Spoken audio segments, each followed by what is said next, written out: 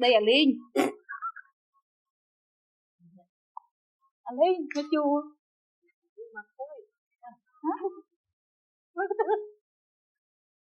Gì chứ món luôn. Nóng quá.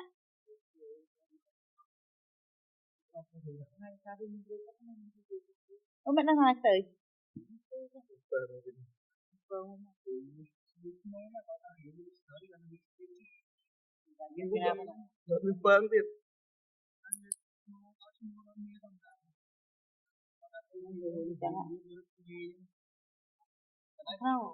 Cô mình có yang bora buồn lắm, nó không có cái này. Nó bora nó không. Giờ mình ngomong lên ngoài. Còn lên ngoài. Nah, mẹ con vô kita kan. Vô kita dia. Vô jadi yang bukan kan.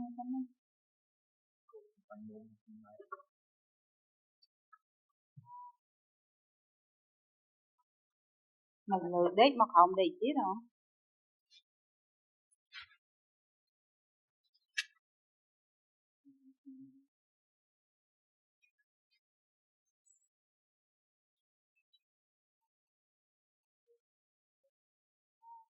Mày vô tùy fly.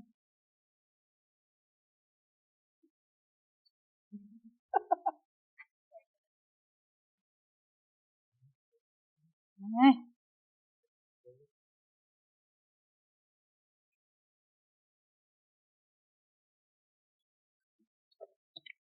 Thôi là chia mau. Mau đến con cắm. Mới có anh sẽ đi chơi.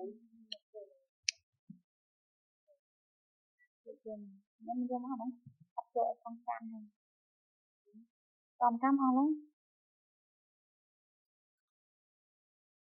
Đó là clip này.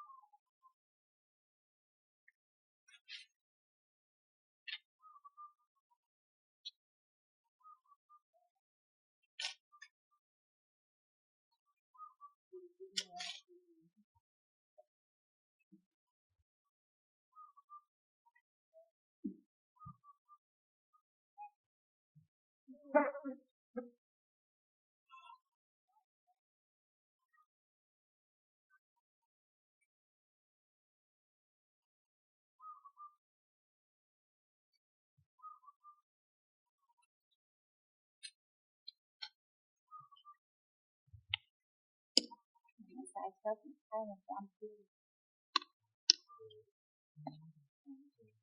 tuy gì nữa thở phải thật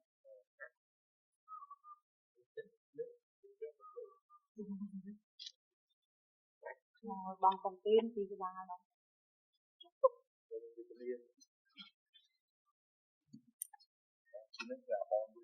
đánh lôi hai con gì ba đấy quá mà đi ra đã không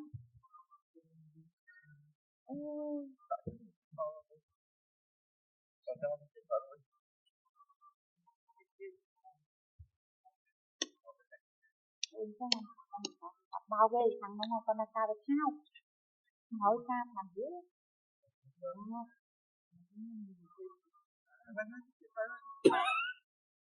Cắt hai cấp ở các tay rồi.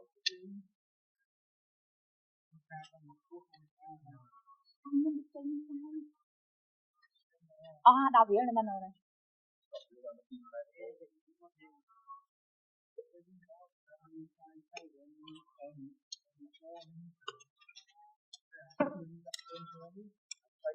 nhưng buồn đây dây mặc ba tay thôi còn anh chưa ấy con anh có con ăn nhé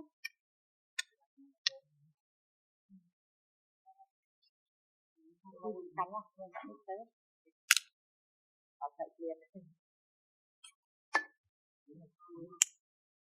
chết thấy hả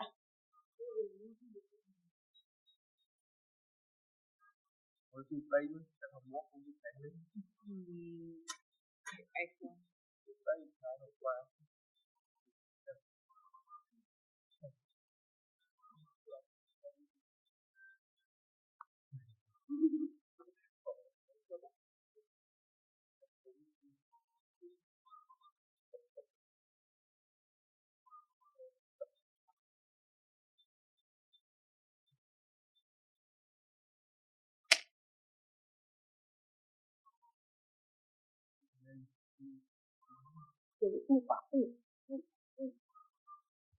đây là người quy quan trọng không hình giải nữa